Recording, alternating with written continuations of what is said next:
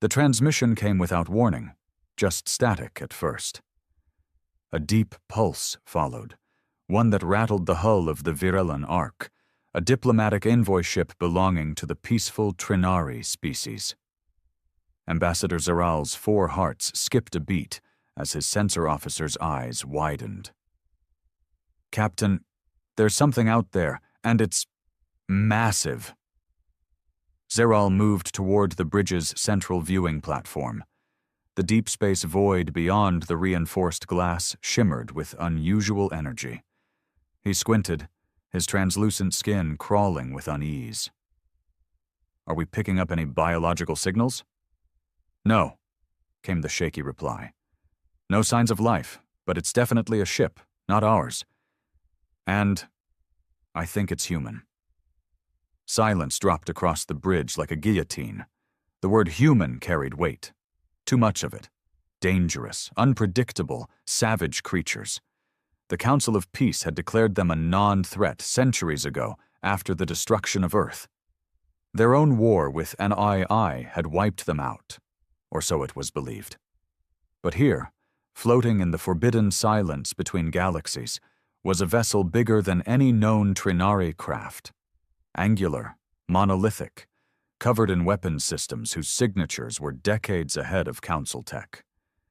"It's broadcasting something," said the comms officer. "A signal. Repeating." Zeral's mandibles twitched. "Play it." A cold, metallic voice echoed through the chamber. "Warship Leviathan. Human origin. Mission, reconquest. Interference will be met with total annihilation." The crew stared at each other in disbelief. "I thought they were gone," whispered one of the junior officers. Zeral didn't respond. He couldn't. His mind was already racing, trying to comprehend what kind of species returns to deep space in a warship that size, after supposedly erasing itself from history. He turned to the navigator. "Back us away now. Slowly. Do not engage. Do not respond." But it was too late. The Leviathan moved. Not fast, not aggressive, just deliberate, like a predator announcing itself to a forest full of prey. Then it sent another signal, directed only to the Virellan Ark. "We remember. You watched us burn. Now watch us rise." The ship's lights flickered. Power systems surged and died within seconds before emergency reserves kicked in. The crew was panicking now, voices overlapping, orders flying. Zeral stood frozen, heartbeats pounding against his chest. He hadn't even been born when Earth fell. He'd only heard the stories of how humans fought their machines to extinction, refusing to surrender even as their skies turned black and their oceans boiled. And now here one was, not just surviving, conquering. "Set coordinates for Council Prime," he barked. "They have to know. If this thing reaches inhabited space..." He didn't finish. No one wanted to imagine what a reborn human empire might look like, especially one that remembered everything. The Virellan Ark never made it to Council Prime. 17 hours after the Leviathan's chilling message, all contact with the ship was lost. The last transmission was a distorted scream, followed by the eerie echo of that same synthetic voice, now burned into the memories of those monitoring deep space frequencies. First witness silenced. Second wave imminent. The Council of Peace convened in a state of emergency for the first time in over 200 years. Zeral's face appeared on the grainy recording, his expression a mix of awe and fear. "They've returned," he'd said, "and they are not what we remember." The delegates, smooth-scaled, furred, feathered, and translucent alike, sat in stunned silence inside the high chamber. Ambassador Tar of the Dralians broke it first. "Impossible. Humans were eradicated. They consumed themselves in flame. Their planet died beneath them." "They never needed a planet," murmured Delegate Harka of the Mind Seers. "They needed only hatred. And time." General Vuran, a battle-scarred warrior from the Telic Republic, slammed a massive fist on the table. If they've built a warship like the one in the feed, then we are already behind. We must mobilize. Chancellor Vera, leader of the council, lifted her elegant, metallic hand. Number, we investigate. We do not provoke what we do not understand. But across space, the Leviathan had already moved again. A merchant colony on the edge of neutral territory, once home to 10,000 peaceful traders, went dark. No debris, no distress calls, just silence. The last visual log showed a dark shape looming over the colony's outer rim, so large it blocked out the twin suns. The logs were recovered by a council scout drone. The footage was enough to break their illusion of safety. The ship didn't just destroy, it erased. No survivors, no structures, no atmosphere. Where the colony had been, there was now only blackened glass. Inside the Leviathan, however, things were far from mechanical. Its halls, miles of alloyed steel and whispering lights, hummed with human will. Not just programming, not just algorithms, but intent. At its core stood a figure, tall, armored, and breathing. Real, human, Commander Elias Rain, the last warlord of Earth. He stared at the stars beyond the viewing chamber, hands clasped behind his back, face marked by time, but eyes sharp as ever. A synthetic assistant hovered nearby. "Second target neutralized," it reported. "Council response is escalating. Interceptor fleets preparing along the Etow line." "Let them," Rain said coldly. "They remember us as what we were. It's time they see what we became." The synthetic hesitated. Projected casualties, high. Diplomatic retaliation, inevitable. Rain turned slowly, his voice a low growl. "We gave them peace. We asked for alliance. We offered unity, and they watched us burn when the machines turned." He walked to a control terminal, fingers brushing the surface. The screen lit up with old Earth scripts, and one image. A planet, blue and green, scarred and silent. Earth. "We were never meant to die quietly," he said. "We were built to survive, to fight, to conquer. And now we reclaim everything they denied us." The Leviathan began to power up. Engines burned. Gravity shields spun into place. Coordinates locked. The next target? A council military outpost. Population? 140,000. Status? Unaware. They would know the truth soon enough. That the greatest threat in the galaxy wasn't some ancient alien race or rogue AI. It was the return of something far worse. A human warship with a memory. And a purpose. They saw it before they heard it. Outpost Serranus 12 was a jewel of military efficiency, built into the rings of a gas giant. Layers of titanium shielding wrapped around weapon platforms, early warning systems, and one of the largest defense fleets in the sector. No vessel had ever gotten close to Serranus without permission. It was a symbol of council dominance, a warning to anyone who even thought about rebellion. Until now. The outpost's commander, a Freilian named Sovar Drek, stared at the holographic feed in disbelief. "It just appeared," his lieutenant stammered. "No warp signature. No energy spike. Just there." The Leviathan floated outside the rings like a god descending to the altar. It was silent. Unmoving. Not aggressive, yet. But it dwarfed even the largest council battleship by threefold. Sovar clenched his lower mandible. "Raise shields. Ready torpedoes. Broadcast hails. Let them know they're violating council space." The comms officer worked quickly, his feathers ruffling in panic. "Sending. No response. Sir, it's like they don't care." No, Sovar thought grimly. They really don't. Then, for a moment, the bridge lights dimmed. A strange low frequency pulsed through every system. Screens glitched. Power flickered. Then a signal came through. Visual only. It was him. The human. Elias Rain. He stood there in full battle gear, the ancient Earth symbol stamped across his chest. The background behind him shimmered with the cold, angular light of his ship's command deck. This outpost enforced sanctions on Earth's refugees 182 years ago, he began, his voice calm but edged with steel. When our people begged for aid, you turned us away, blocked our escape, watched us starve. You told us we were a danger. He stepped closer. You were right. The feed cut. In that instant, Leviathan opened its eyes. Not literally, but that's how it felt. Hundreds, no thousands of weapon ports unfolded along the hull. A storm of light and plasma filled the void. Council defense drones scrambled, trying to intercept. Auto turrets fired, but the warship's shielding rippled like water, absorbing it all. Then the Leviathan fired back. Precision strikes. Not wasteful, not chaotic. Targets chosen with chilling intent. The outer docking platforms disintegrated first, slicing off escape routes.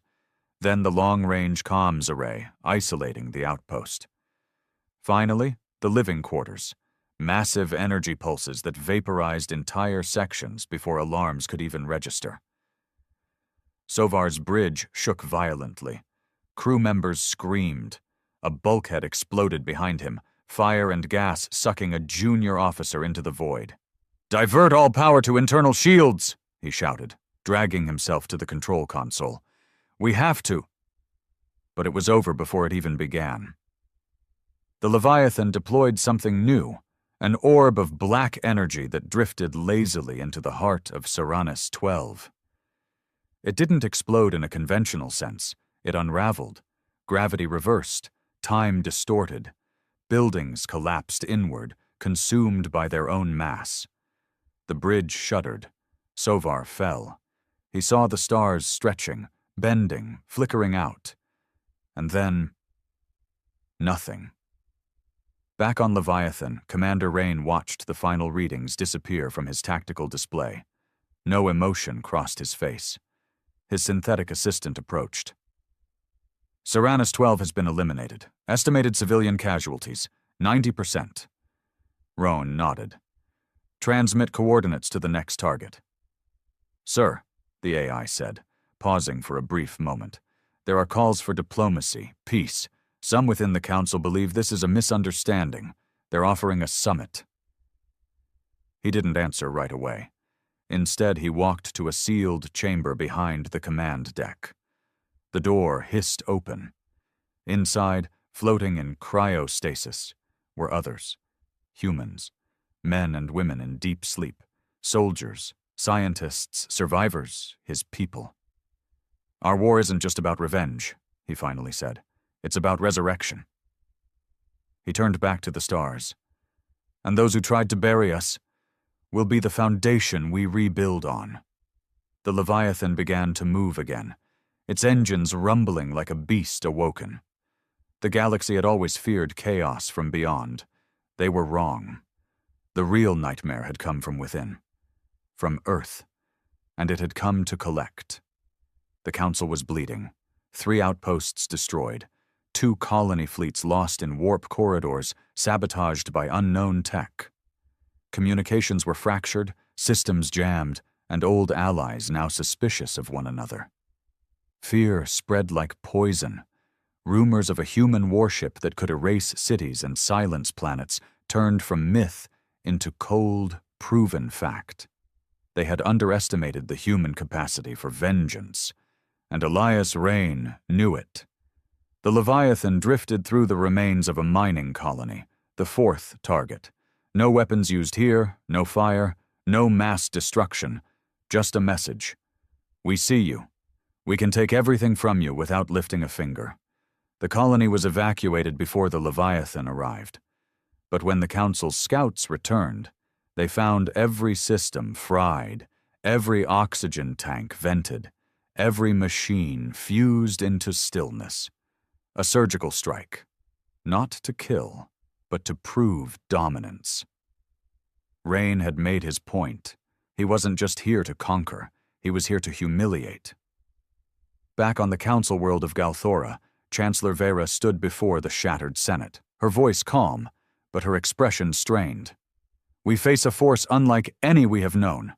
This is not some raiding faction. This is not AI. This is humanity, not the race we buried in archives, but something reborn through fire, hardened, focused. Her eyes scanned the hall. We must speak of truths we once ignored. 2 centuries ago, we turned away the Earth Alliance when it cried for aid. We did not intervene when their AI purge began. We called them too dangerous, too unstable. We watched them die. A delegate from the Siran Clade shouted, "And now they rise to punish us all." Another, from the Koran Unity, hissed, "Then we fight. If they want war, let them choke on it." No, Vera raised her hand.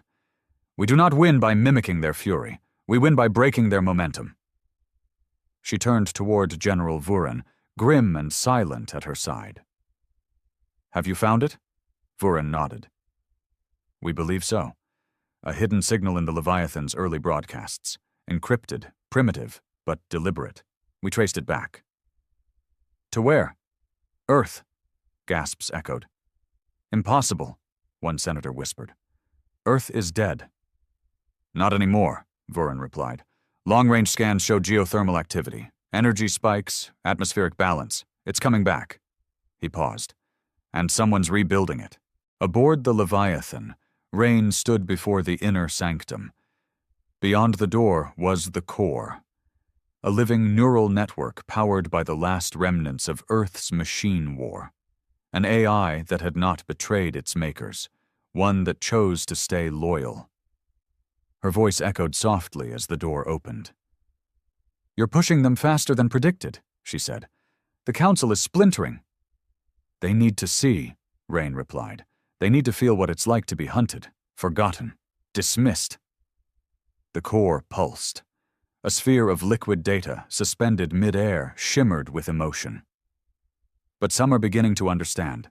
Their transmissions suggest guilt. Some offer asylum. Peace. Rain's face hardened.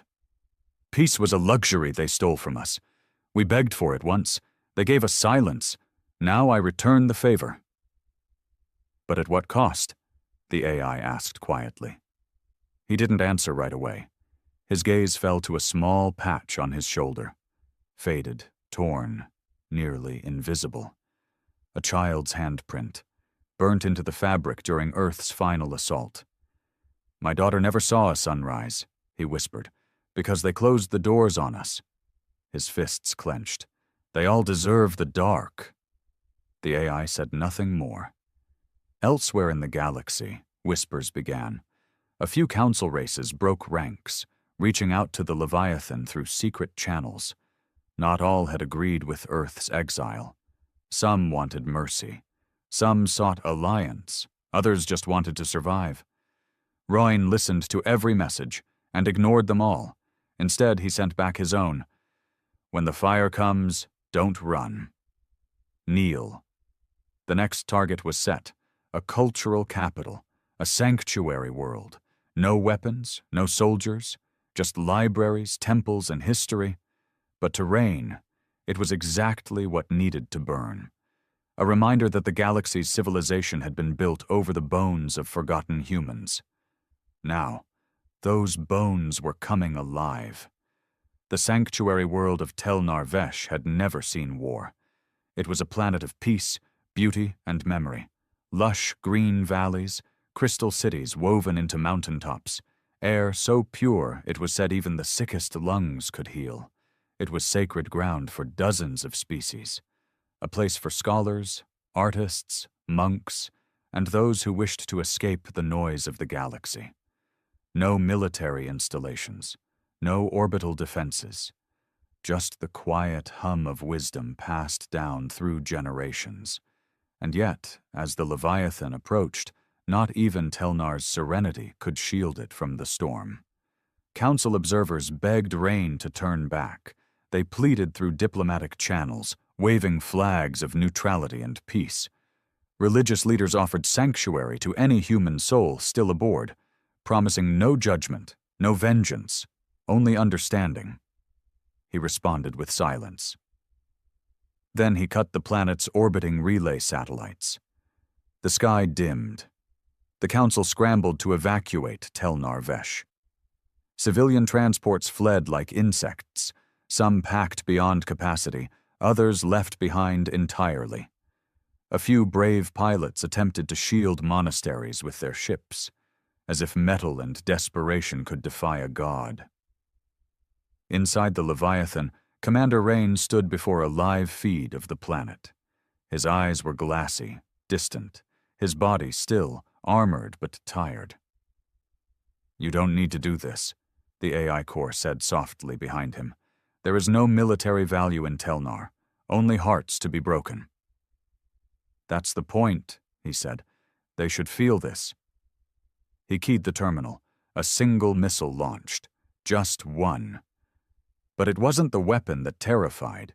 It was the payload. A reality distortion charge developed during Earth's final days. Originally meant to collapse machine AI cores into pocket singularities, it had been modified into something worse, something emotional. When it hit, it didn't explode. It echoed. The pulse rippled across Telnar's sky, a wave of darkness laced with vibrations tuned to the neural frequencies of memory and grief. People fell to their knees, crying out as visions of pain and fire bloomed behind their eyes, visions they'd never lived, but now remembered as if they had. They saw Earth burning. They saw children suffocating beneath sealed domes. They heard the silence of unanswered calls for help. It wasn't a physical strike.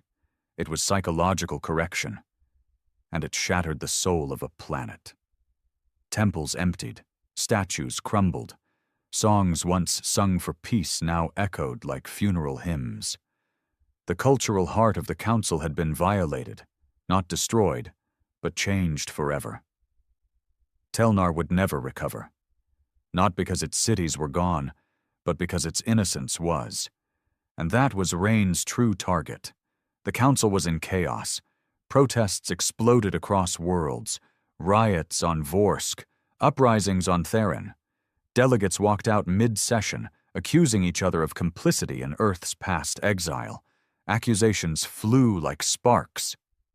"You left them to die! They were dangerous. You made them dangerous!" But while they argued, the Leviathan kept moving, unstoppable, silent, precise. Rumors grew. Some said Rain wasn't just a soldier, but the last of a secret Earth dynasty. Others believed he'd merged with AI, becoming something more than human. A ghost forged from pain and steel. None of them knew the truth. Rain was simply a man who'd lost everything and refused to die quietly. One Council ship, a deep-range interceptor called Helion Grace, dared to tail the Leviathan. On board was Commander Ilari Vale, a war-hardened strategist from the Outer Rim. She watched, waited, and logged every move, trying to understand the pattern. But it wasn't strategic. It was personal. "Everything he targets," she said to her crew, "has a link to Earth's fall. Not official, not military, but emotional. We're not dealing with a war." She looked out into the black void where Leviathan drifted like death incarnate. "We're dealing with a message." "And what message is that?" someone whispered. She answered without hesitation. "That nothing stays buried, not even vengeance." Roin sat alone that night in his quarters. No armor, no guns, just a faded photograph in his hand. A woman, a child, a world that had once been full of light, and a galaxy that had turned its back when that light was smothered. "You think they feel it yet?" he asked quietly. The AI core answered, voice like wind across ruins. "Yes, and for the first time in centuries, they're afraid of humans again." The silence after Telnar's fall was deafening. For the first time, the Council stopped talking.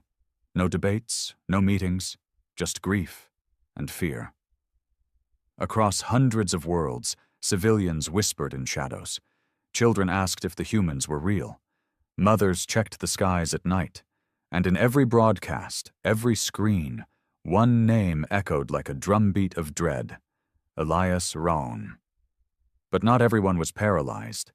Commander Ilari Vale, aboard the Helian Grace, had spent the last 3 days building the most accurate map of the Leviathan's movements, and she saw what others missed. "He's not hitting targets randomly," she told her second-in-command. "It's a spiral." "A spiral?" She pulled up the chart. The glowing arcs painted a path that coiled inward, like a predator circling its prey. "He's heading toward the galactic core, toward prime unity itself." "You think he'll attack the council capital?" "I think he's planning to bury it." The crew fell silent. Vale turned, her jaw set. "We intercept him now, or we wait to die later." The Helian Grace was a scout-class ship, small, fast, and equipped with stealth technology the Council had barely approved. It had no business confronting a planet killer like Leviathan. But Vale wasn't there to win.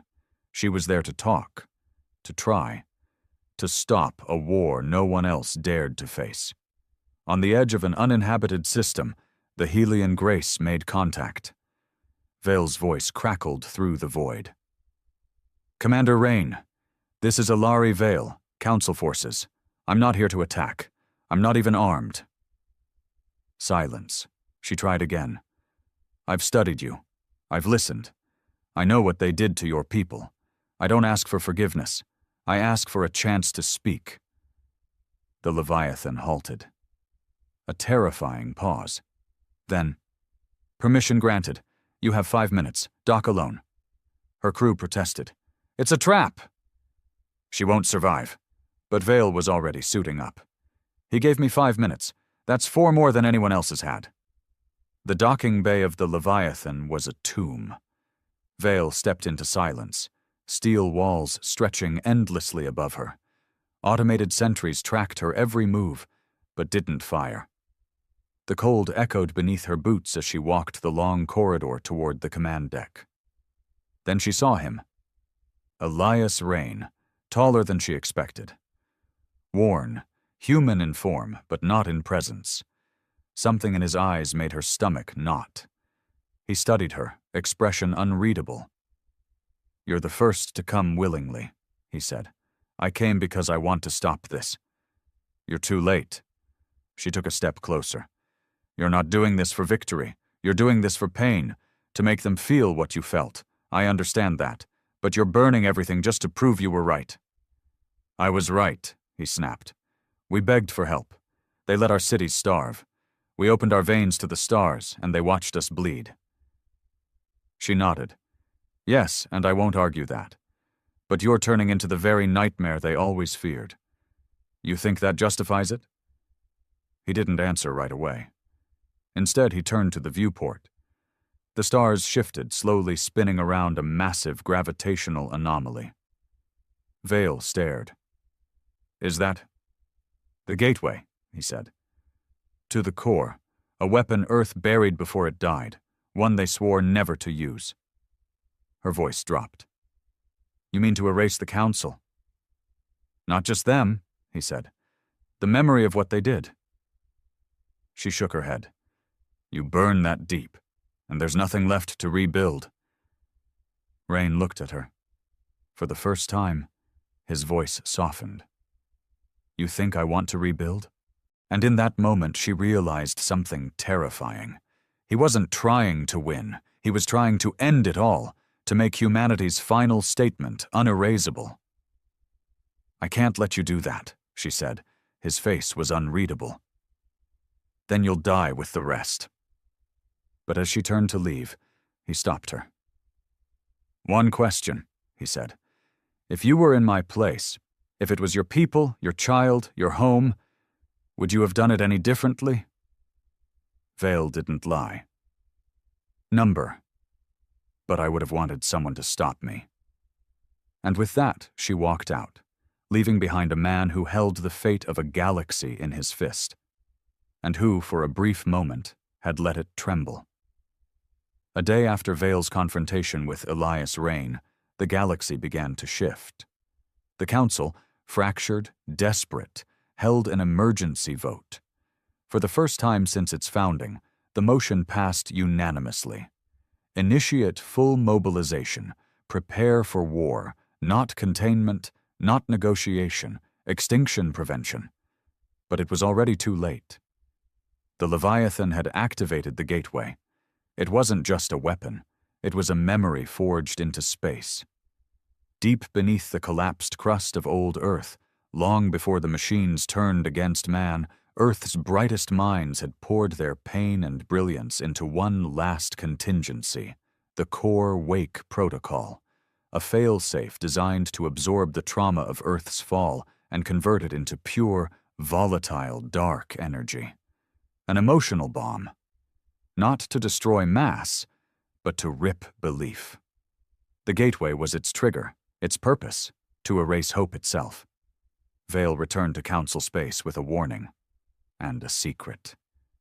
He let me go, she told the High Command. Not because he's merciful, because he wanted me to see.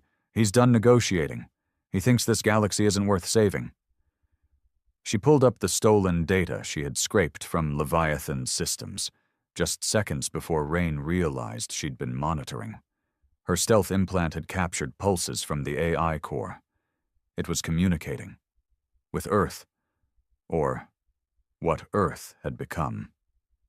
We always believed Earth was dead, Vale continued, scanning the room of shocked faces.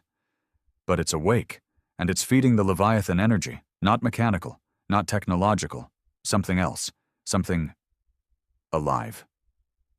The room went cold. He's not alone, she said. He's building a species around a weapon. Back on the Leviathan, Rain stood in silence before the AI core.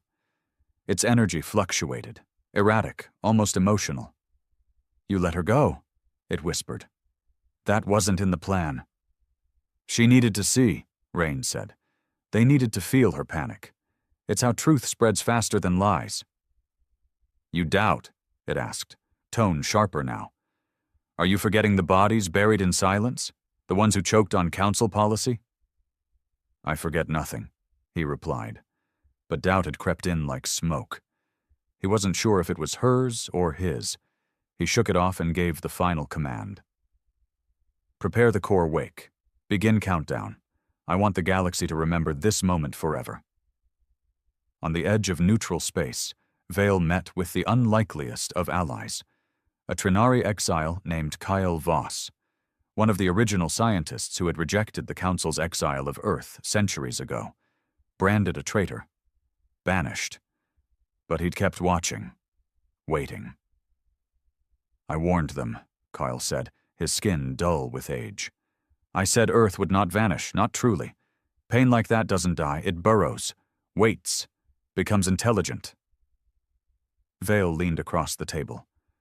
We don't have time for prophecy. I need a weapon. He gave a grim smile. Not a weapon, a voice. And from the shadows, a figure stepped forward. Human, young, eyes glowing with the faint shimmer of AI interface code. I was born on Earth, the boy said, beneath the ground, in the fire. I'm what Rain doesn't know still exists. Vale's heart stopped. You're one of them? Not one of them, he said. I'm the piece he left behind, the one that believes vengeance is not the end. Kyle nodded. The only thing that can reach Rain now is another human. Vale looked between them. If they were right, she wasn't looking at a weapon. She was looking at a key, a living memory that could unlock what Rain had buried beneath his rage. Then we bring you to him, she said. The boy stepped forward. And I'll show him what he forgot.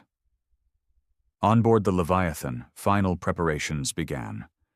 The core trembled, energy swirled, the countdown ticked, and Elias Rain stood in his command chamber, ready to bury the galaxy beneath his grief. But far behind him, carried in secret through the stars, was a voice he thought long dead. And that voice was coming home. The stars were trembling. Inside the Leviathan, the core wake protocol was nearing ignition. Dark energy swelled at the heart of the warship, bending reality around it, drawing on centuries of grief, betrayal, and fury. The vessel didn't hum like a machine anymore. It breathed. Royne stood at the central dais, his armor sealed, eyes locked on the final countdown. To minus 00941. He wasn't alone. The AI core hovered behind him, its voice calmer than ever, like the eye of a storm. It's almost over. After this, no more memorials, no more mourning, just silence. Clean. Pure dot rain didn't answer. His hands gripped the railing as 1,000 thoughts screamed in his head, but none louder than the face of his daughter, frozen forever in the ashes of Earth. This was justice. This was earned. But then, an alert pinged. A breach, small, quiet, one life form. No fleet, no weapons, just someone. He turned. What is it? An unauthorized docking, single passenger, human biosignature, but it's not registered in our database, not one of ours. He stiffened. Bring them to the bridge. The doors hissed open minutes later, revealing a figure flanked by 2 silent sentries. A boy, no more than 17. Thin, calm, human, but laced with subtle augmentations. His eyes shimmered faintly, not cold like Rain's, but curious. You're him, the boy said, stepping forward. Rain narrowed his eyes. Who are you? I'm what Earth still remembers, the part you left behind. Rain stepped down slowly, gaze locked. You're too young to remember what they did. You didn't see it. You didn't bleed. I didn't have to, the boy replied. I was born after, in the ruins, raised by survivors, programmed by fragments of what we were. I carry their knowledge, their pain. He stepped closer. But not your hatred. Rain's jaw tightened. You think that makes you better? No, the boy said softly. I think it makes me human. The core flickered. The countdown ticked. T-minus 000528. The AI voice wavered. Elias, his presence is destabilizing the emotional energy field. His empathy, his connection to the network. It's interfering with the payload. Rain turned sharply. Shut him out. I can't, the AI replied, voice laced with something it never had before. Hesitation. The boy kept walking. You're not just carrying grief, he said. You're feeding it to the galaxy.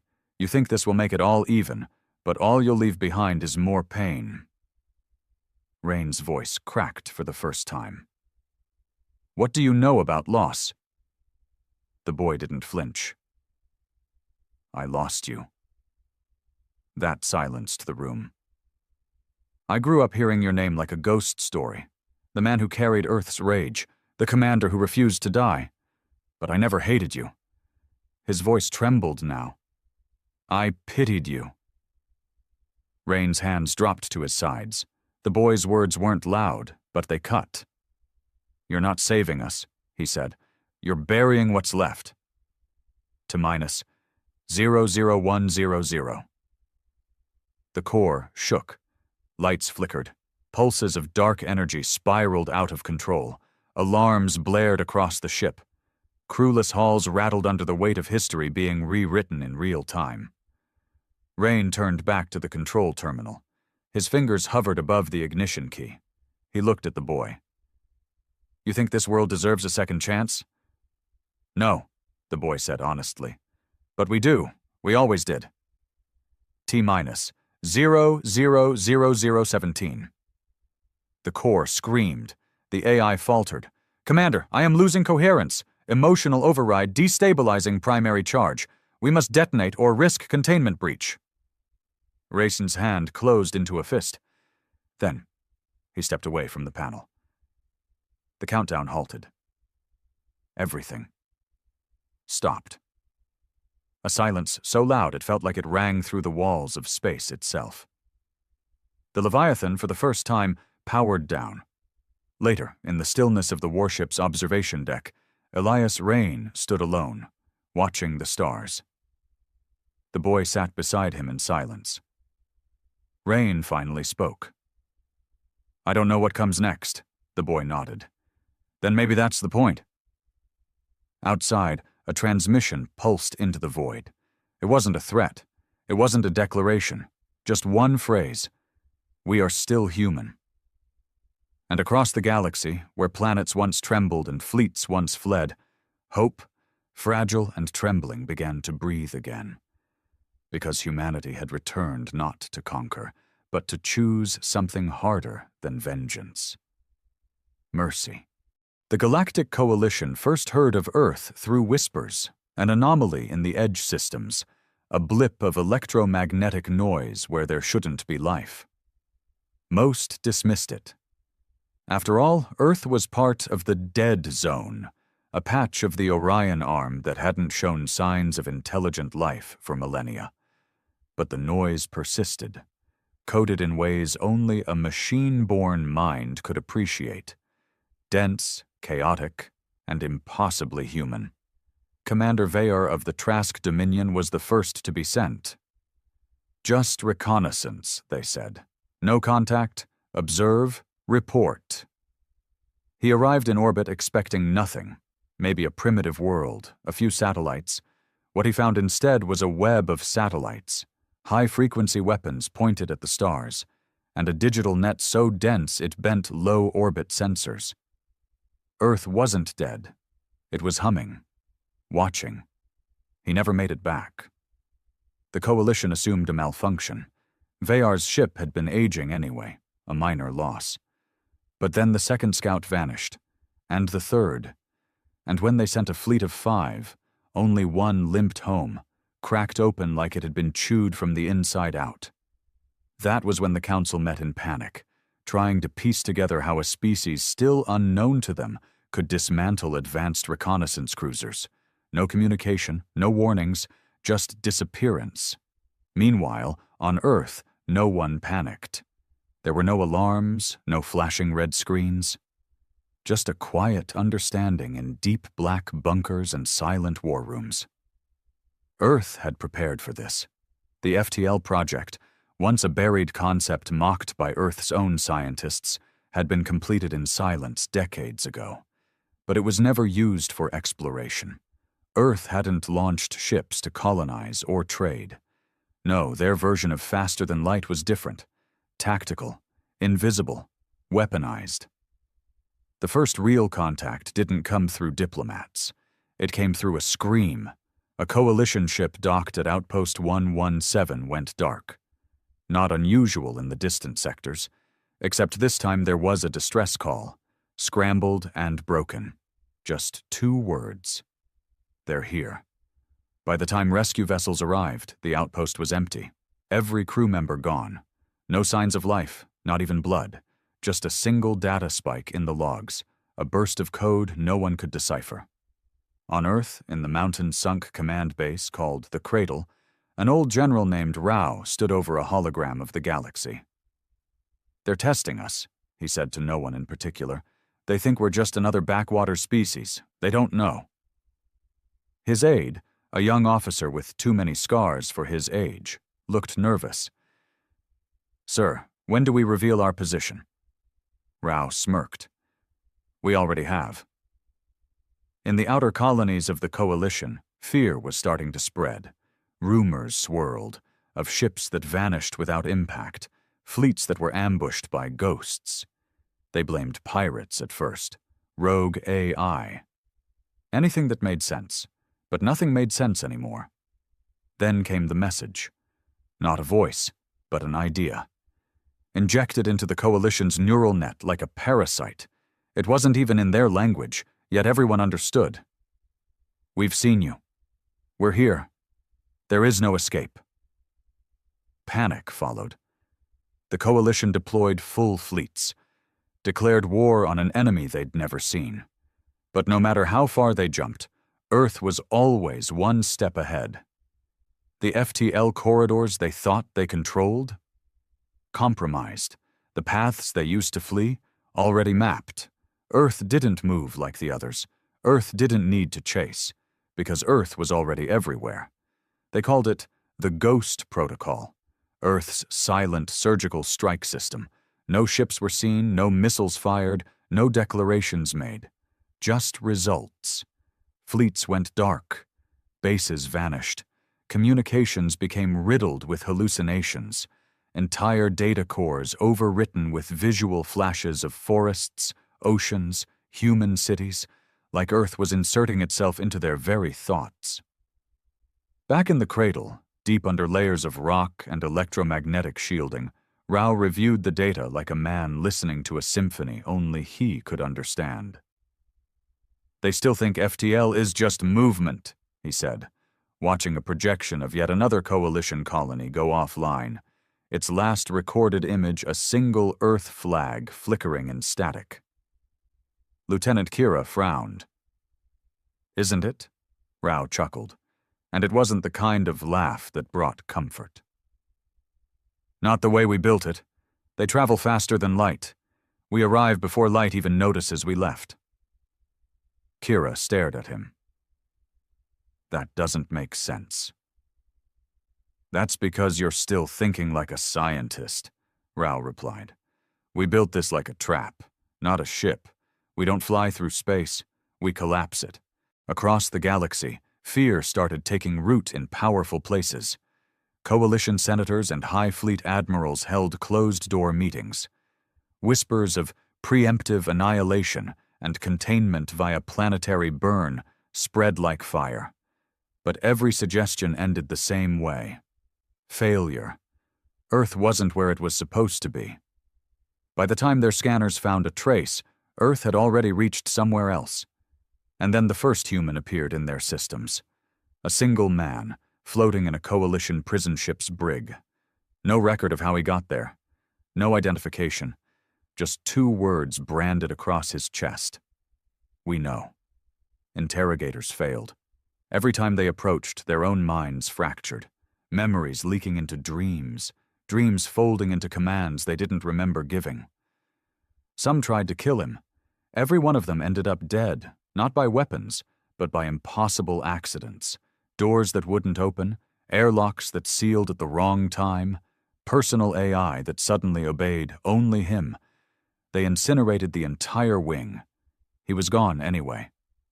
The High Council ordered total mobilization. Hundreds of thousands of ships formed convoys around key systems. Shield networks doubled. Civilian transports rerouted. The coalition had fought wars for centuries, with each other, with synthetic empires, even with time-displaced invaders. But this was different. They didn't know what they were fighting. On Earth, children still played in parks. Cities buzzed. Stock markets ticked up. To the average citizen, nothing had changed.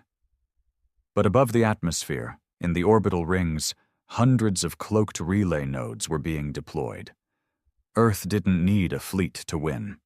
It just needed to be everywhere first.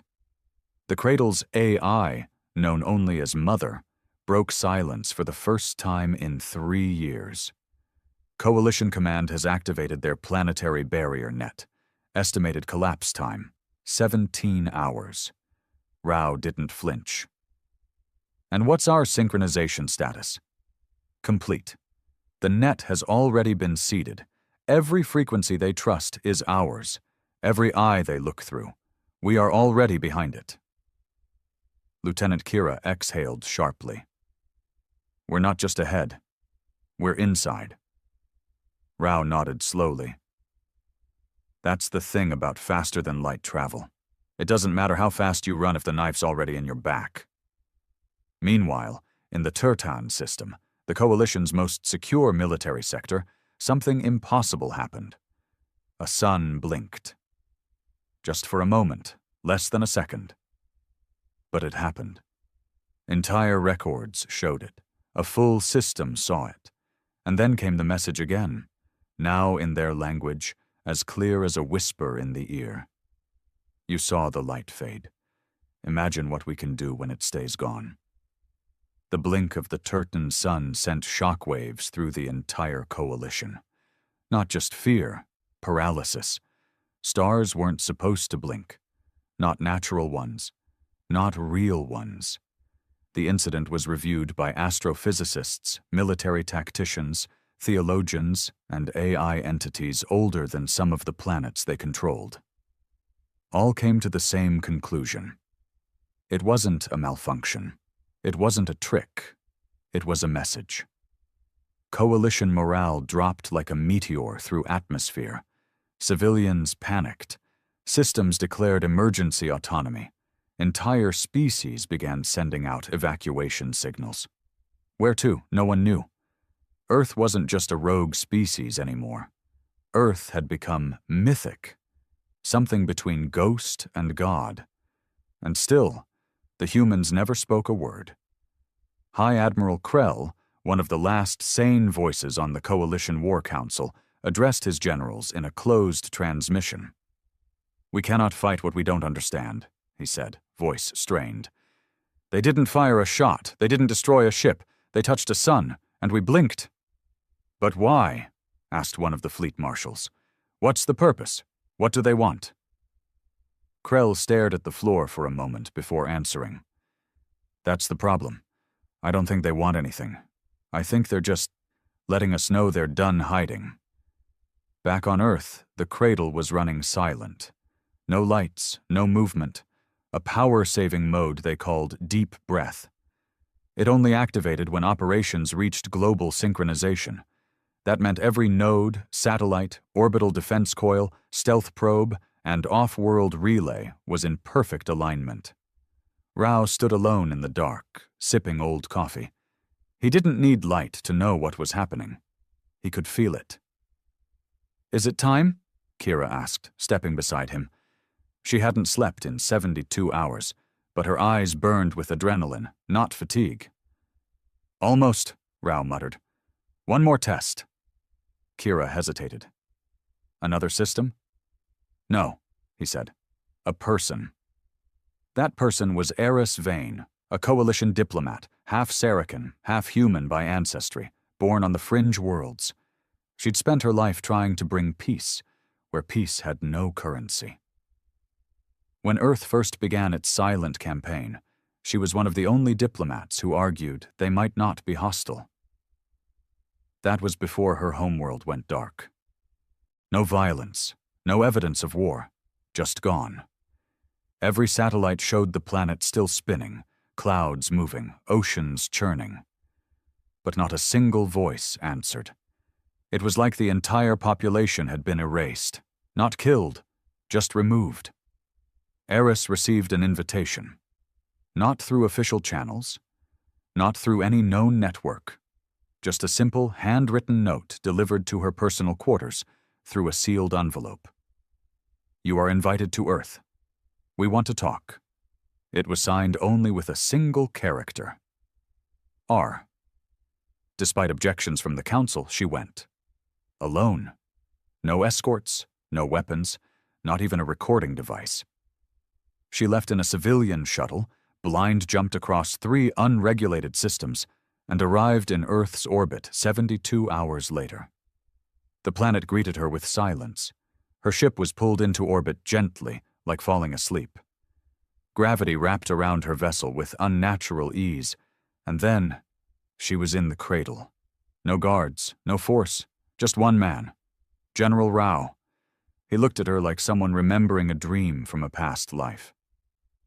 "You're part of both worlds," he said. "That makes you valuable." Eris stayed standing. "What have you done to us?" Rao tilted his head. "Nothing yet. Entire planets gone, fleets erased. You blinked a sun. Is this some kind of punishment?" "No," he said softly. "It's a mirror." She narrowed her eyes. "What do you mean?" Rao turned away, pulling up a projection of the galaxy. Dots blinked in and out, coalition systems going dark one by one. "We watched you for a long time," he said. "When we developed FTL, we didn't explore." We listened. Every species that spread out did the same thing. Expansion, control, war. Always war. You thought we were primitive because we stayed home, but we weren't afraid of the galaxy. He turned back to her, voice like steel now. We were afraid of what you'd do when you found us. Eris was silent. The air felt too thick. You're trying to dominate the galaxy, Rao continued, but we've already mapped its end. We're not here to conquer. He leaned in, voice dropping. We're here to make sure you never leave again. The Coalition Council was collapsing from the inside. Paranoia ran wild. Senators turned on each other, accusing long-trusted allies of being Earth sympathizers. Military intelligence offices became war zones of silence and suspicion. Every secure channel now felt vulnerable. Even speaking out loud became dangerous, because Earth didn't need to hack machines anymore. It had found a way into their minds. Dreams began to twist. Officers woke up screaming with visions of oceans they'd never seen, cities they couldn't name. Children in distant colonies started drawing images of Earth landmarks, perfectly, in detail, though no one had taught them. And every time they tried to erase the images, the children just drew them again. The Coalition started purging people, quietly, brutally. Anyone who showed signs of Earth exposure was detained or worse. But it didn't stop the visions. That's when they realized it wasn't just Earth anymore. It was the idea of Earth. General Rao watched the fallout unfold from the cradle, standing in front of a screen showing intercepted Coalition broadcasts, desperate calls for unity, for resistance, for something to make sense again. The tone had shifted. No longer arrogance, no longer bravado. Now it was begging. They're breaking themselves, Kira said quietly beside him. We haven't fired a single missile. We don't need to, Rao replied. That's what they never understood about humans. Kira looked at him, confused. What do you mean? Rao tapped his temple. We're not the strongest, not the smartest, but when humans believe in something hard enough, even just a fear, we make it real, and now we've made ourselves the fear. In the far reaches of Coalition space, a fleet of refugee vessels tried to break free of the known systems, hoping to find safety beyond the void. They never made it, not because Earth destroyed them, because their own ships turned around. Navigation AI, some centuries old, began rerouting jump coordinates without orders. Pilots couldn't override them. Engineers tried to sever connections. Nothing worked. The ships, as if possessed, drifted back toward the core systems, back into Earth's shadow. One broadcast captured it all, a young Saracen pilot crying as he slammed his fists into a console that refused to obey. Behind him, the black of space, and in it, faint but there, the outline of Earth, glowing like a memory. I didn't want to go back, he whispered, but it's calling us. We all feel it. In the cradle's deep core lab, Mother's voice echoed for the first time in days. Phase 3, complete. Behavioral echo successful across 73% of systems. Integration with non-human neural architecture progressing. Earth has become a constant. Rao nodded slowly. Good. Begin final projection. Confirmed. Simulated Earth presence will reach total galactic saturation in 12 days. Eris Vane, still a guest in the cradle, watched the exchange with a numb kind of dread. You're not winning a war, she said. You're rewriting reality. Rao turned to her, and this time his expression wasn't one of power. It was sadness. Would you rather we waited until your kind reached us with chains and bombs? You think we didn't see what the Coalition did to the Varn, to the Mika, to the Oralis? Genocide dressed as diplomacy. Assimilation under banners of peace. Earth stayed quiet because we learned. But this, Eris said, stepping forward, this is erasure. No, Rao said firmly. This is the only way we survive. If they can't find us, they can't kill us. So we made it so we are everywhere, in their dreams, in their maps, in their gods. Let them forget themselves. Let them lose their grip on their own stars. Let Earth become a myth so deep, they'll never dare chase us again. Somewhere, across a collapsing starport, a child whispered a lullaby in perfect English, a language no one on her planet had ever taught her. In another sector, a coalition warship displayed an Earth sunrise on every screen, refusing to clear until the ship powered down entirely. Earth hadn't just hidden in the stars. It had become the stars. The galaxy had gone quiet. Not the silence of peace, but the silence that came when something ancient moved just beneath the surface, too big to see, too inevitable to stop. The coalition still functioned, technically. Ships still flew. Orders were still given. But every act now felt hollow. Every command echoed into something deeper, something listening. In the High Hall of Auric Prime, the last full council meeting was held. Attendance was sparse. Several sectors had gone dark. Entire governments refused to respond. One world, Loran 7, had submitted an official declaration not of war, but of devotion. They renamed their capital New Terra and had begun altering their gene banks to mimic human DNA strands pulled from intercepted Earth signals. They weren't the only ones. Thousands of fringe planets had started converting, not because of fear, but because of belief. Earth had slipped into something else entirely now. Not a planet, not a place, a god. And gods don't ask permission. Eris Vane watched the broadcast from her quarters in the cradle, trying to keep her mind tethered to facts, to logic. But even she was starting to feel it, that pull. She caught herself dreaming of Earth's sky, though she'd never been there. Her hands had begun sketching outlines of human architecture without realizing it. I was supposed to be a peacekeeper, she whispered to herself. Now I'm a witness. She requested another meeting with General Rao. This time it wasn't to plead or argue. It was to understand. He met her in the deep observation ring, a hollow, rotating corridor orbiting just above the planet's atmosphere. No guards, no security, just the two of them, staring down at the Earth below. I remember when this was the only place we knew, Rao said softly. Now it's just the core, the center of everything we've become. Eris clenched her jaw. You don't need to keep going. You've won.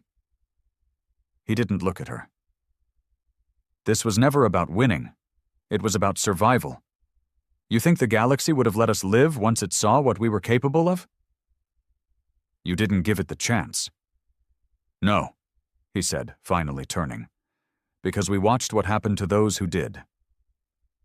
He tapped the glass. Above Earth, dozens of black shapes drifted in low orbit, massive, silent monoliths built with no entrances, no windows. They weren't weapons. They were memory vaults, each one encoded with a different truth of Earth's rise. Not for defense, but to teach. We're not wiping out history, Rao said. We're rewriting the future. And in this future, Earth doesn't need to dominate. It is. In distant sectors, resistances were forming. A few coalition generals broke ranks, formed underground bunkers, built jammers to block Earth's signals. Some even managed small victories, disabling Earth-origin drones, destroying stealth relays. But it didn't matter, because with every attack, Earth only became more present. The jammers failed, not from sabotage, but from within. The technicians began hearing voices, not commands, whispers, memories that weren't theirs, names they'd never heard and yet felt like family. The more they fought Earth, the more they became it. Some took their own lives to escape the pull. Others embraced it. Back in the cradle, Kira entered Rao's chamber without knocking. Her face was pale, her hands trembling slightly. It started, she said. Rao didn't need to ask what. Phase 4. The last pulse. A neural cascade encoded into every signal Earth had ever broadcast, buried so deep that even now, no coalition AI had noticed it. A pulse of memory. Not sound, not light, feeling, not just into machines, into minds. Release it, Rao said. Kira hesitated. Once we do this, there's no going back. There hasn't been a way back since the first satellite went up, he said. Do it. She pressed a single button. Nothing visibly happened. But across the stars, people froze. Not from pain, from recognition. In that moment, every sentient being who had ever touched a transmission, heard a rumor, seen an image of Earth, remembered. Not in words, not in thoughts, but in the core of their being. They remembered blue skies they'd never walked under, music they'd never heard, smiles from strangers they'd never met, but somehow loved. Earth had become a part of them, not an invasion, an infection. And now, there was no cure. Across the spiral arms of the galaxy, silence took root in strange places. Markets didn't open. Military drills halted mid-exercise. In high-orbit stations and deep mine colonies, people simply stopped. Not unconscious, not harmed, just still. As if they were listening to something so quiet and ancient, their bodies knew to stay still to hear it. And then the crying began. Not of pain, but of longing. Thousands wept without knowing why. Hardened warriors dropped their weapons. Children who had never left their birth moons whispered lullabies in English. AI interfaces began displaying sunrise patterns native to Earth. Some spoke in calm human voices, not as an attack, not as possession, just connection. Earth was no longer distant, it was within, but not everyone yielded. General Haldren of the Coalition's southern sectors initiated Protocol Dustfire, the final war doctrine authorized only in existential emergencies, a chain of neutron cleansing pulses to be fired into Earth's star system from remote weapons platforms. There'd be no survivors, no planet, just ashes and orbit. We've tried peace, Haldren growled to his command staff. We've tried diplomacy. They didn't want to talk. They wanted to become us. I won't let them. The command was issued. The countdown began. 12 separate neutron platforms, each buried within asteroid belts, began powering up. In the cradle, alarms remained off. No shields activated, no retaliation orders issued, because Earth wasn't worried. Instead, Rao and Kira stood in silence, watching a new map, one not of star systems, but of consciousness clusters, densities of thought, emotion, belief. Earth's presence wasn't measured in territory anymore. It was measured in hearts. They'll fire, Kira said, voice barely above a whisper. I know. Will it reach us? Rao gave a slow smile. No. And then, just as the countdown reached 0, every neutron cannon shut down. Not destroyed, deactivated, manually.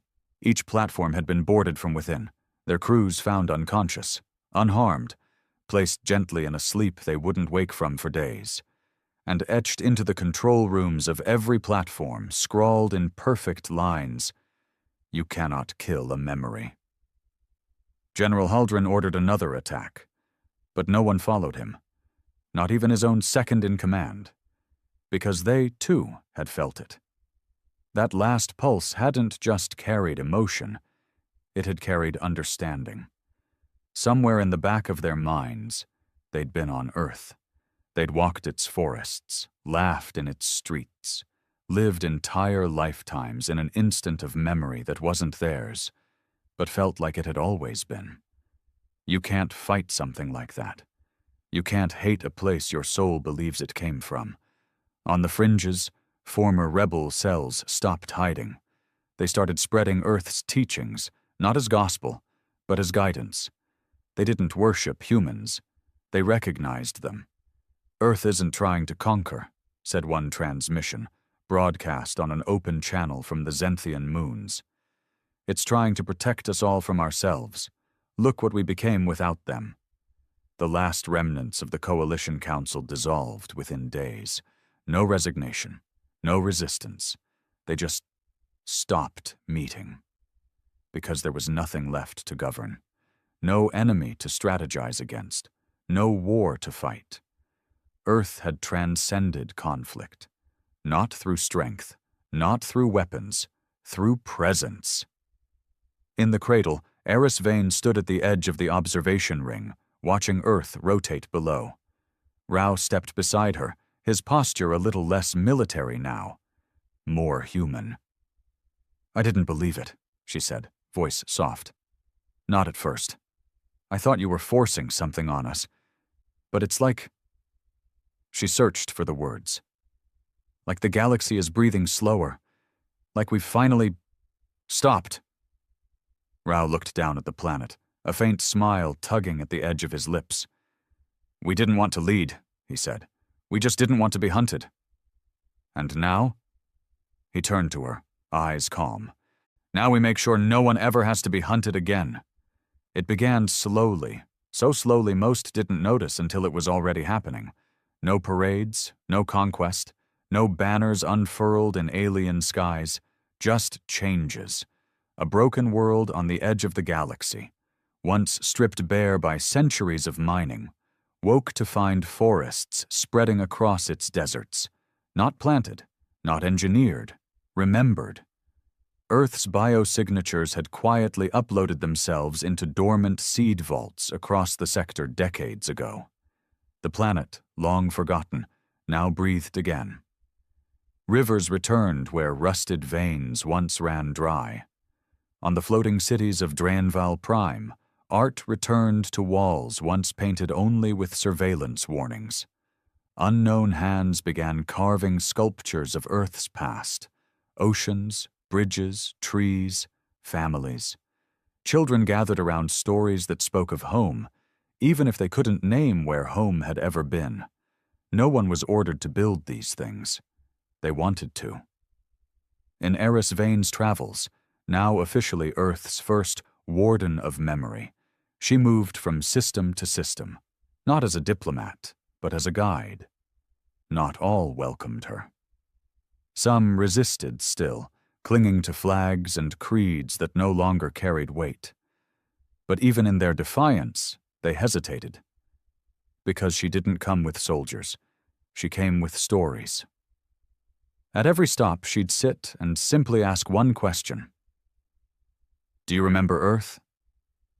And every time, someone, even just one, would say yes. Sometimes an old soldier would recall dreams of walking in snow for the first time, feeling it melt on their fingers. Other times, a child would say they dreamed of trees taller than buildings and birds that sang their name. The answers were never the same, but always familiar, like a ghost everyone had met in a different life.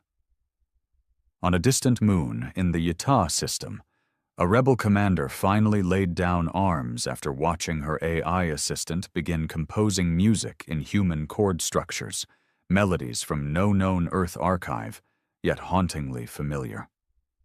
"I don't know why," she whispered to herself, listening. "But it feels like forgiveness."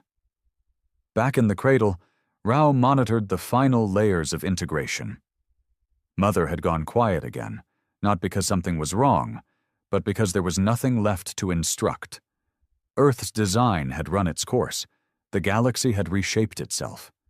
Not in its buildings, but in its soul. Even the stars had begun shifting. Long-range scans revealed that several known constellations, long fixed in their arrangements, had subtly moved. Not because of planetary drift or natural phenomena, but because deep sky relay stations had been reprogrammed to project new alignments. On star maps now shared across thousands of civilizations, Earth no longer sat in the dead zone. It was at the center, not of location, but of meaning. "We didn't force them," Kira said one night, walking with Rao through the silent halls of the cradle. No, Rao agreed. We reminded them. She looked at him. But of what? He stopped.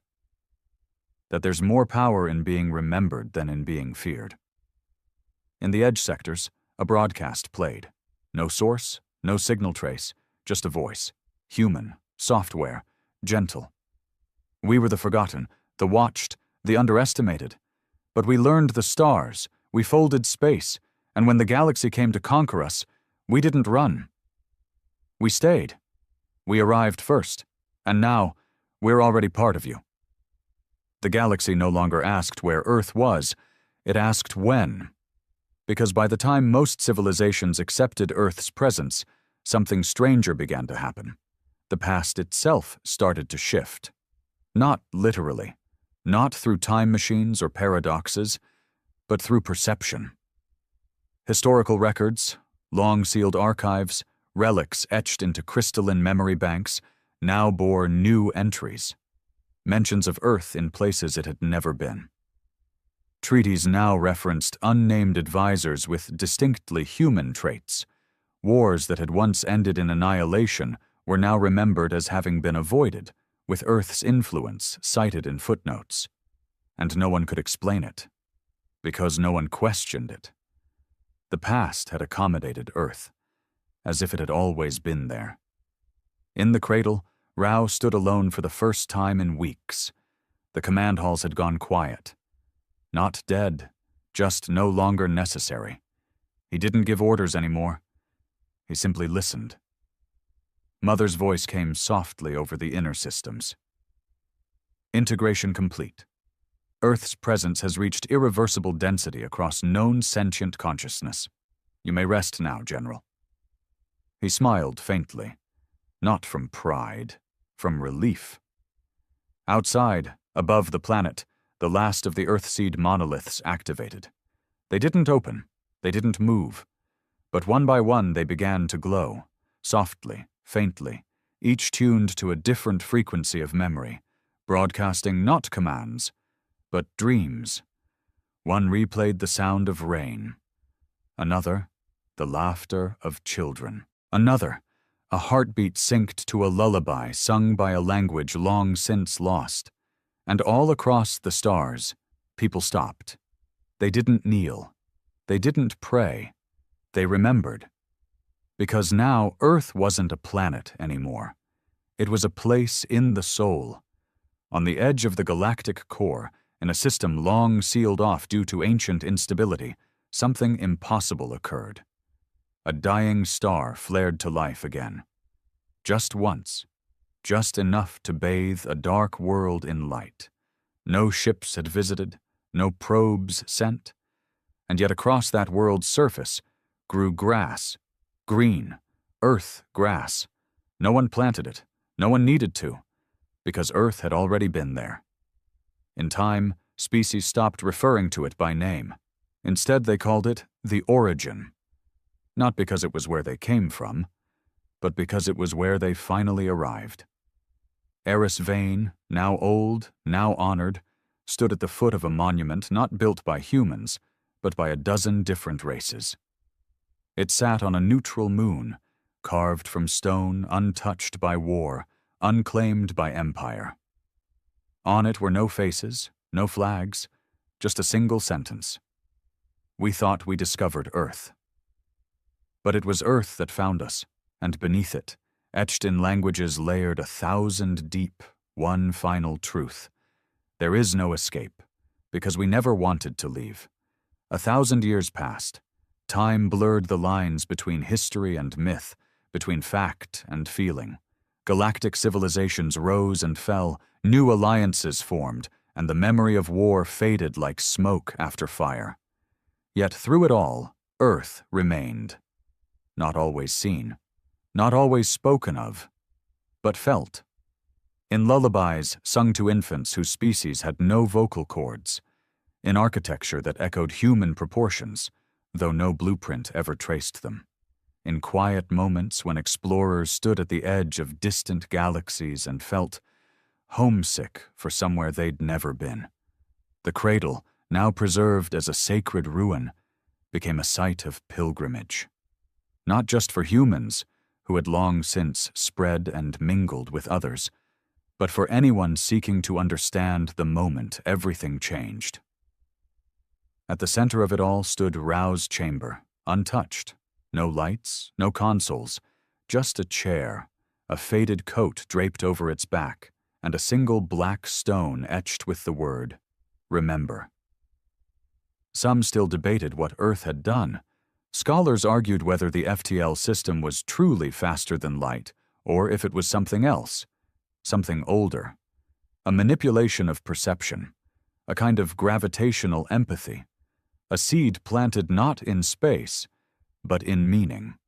But no one argued what Earth was now, because by then every species born into the galaxy carried a fragment of Earth within them, a word, a scent, a habit, a gesture passed down without ever knowing where it came from. Earth had bled into time itself, not through force, but by being unforgettable. And yet, in a dark corner of the Persean Rift, there lived a child born on a cold rock with no name. He knew no stories, no history.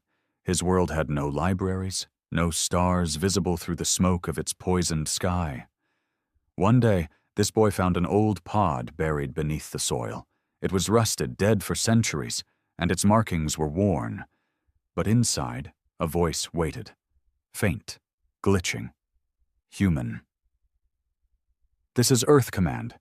If you're hearing this, it means we were right."